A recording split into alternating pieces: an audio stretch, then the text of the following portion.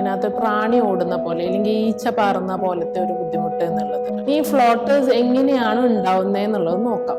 ഒരു 50 മുതൽ 60 വയസ്സ് വരെയുള്ളവർക്ക് സാധാരണഗതിയിൽ ഈ വിട്രിയസ് പോലത്തെ ജെല്ല് ഷ്രിങ്ക് ചെയ്യും, അതായത് ചുരുങ്ങി പതിയെ പതിയെ ഞരമ്പിന്റെ ഭാഗത്തുനിന്ന് ഉള്ളിലോട്ട് വിട്ടു തുടങ്ങും. ചിലവർക്ക് ഇത് ഇങ്ങനെ വിട്ടുപോകുന്ന അവസരങ്ങളിൽ ചില ഭാഗങ്ങളിൽ ഒട്ടിപ്പിടിക്കാൻ സാധ്യത കൂടുതലുള്ള സ്ഥലങ്ങളുണ്ട്. അങ്ങനെ വിട്ടുപോകുന്ന സമയങ്ങളിൽ ആ ഞരമ്പിന്റെ ഒരു ചെറിയ ഭാഗം ചിപ്പ് ചെയ്ത് പോയിട്ട് അവിടെ ഒരു റെറ്റിനയിൽ ഹോള് വരുത്താൻ സാധ്യതയുണ്ട്. ഈ റെറ്റിനൽ ഹോള് കണ്ടുപിടിക്കുന്നതാണ് ഈ റെറ്റിനൽ ഫ്ലോട്ടേഴ്സ് ഉള്ളവർക്ക് ഏറ്റവും അത്യാവശ്യമായിട്ടുള്ള കാര്യം. ഈ ഹോൾ എങ്ങനെ കണ്ടുപിടിക്കാം? അതിന് ഒരു ഡോക്ടറെ സമീപിച്ച് കണ്ണിൽ മരുന്ന് ഒഴിച്ച് നോക്കിയാൽ മാത്രമേ കണ്ണകത്ത് ഹോൾ ഉണ്ടോ ഇല്ലയോ എന്നുള്ളത് അറിയൂ. നേരത്തെ കണ്ടുപിടിക്കുകയാണെങ്കിൽ ഈ ഹോളിന് ചുറ്റും ലേസർ ചെയ്ത് ആ ഭാഗം കരിയിച്ച് കളഞ്ഞ് ഭാവിയിൽ ഈ ഞരമ്പ് വിട്ടുപോകാനുള്ള അവസ്ഥ നമുക്ക് പ്രതിരോധിക്കാൻ സാധിക്കും. സമയമെടുക്കും കുറയാനായിട്ട്. ചിലവർക്ക് ഇത് വെറും ആഴ്ചകൾ കൊണ്ട് കുറയണം, ചിലർക്ക് വർഷങ്ങളോളം എടുത്തിട്ടേ ആ ഒരു ബുദ്ധിമുട്ട് മാറും.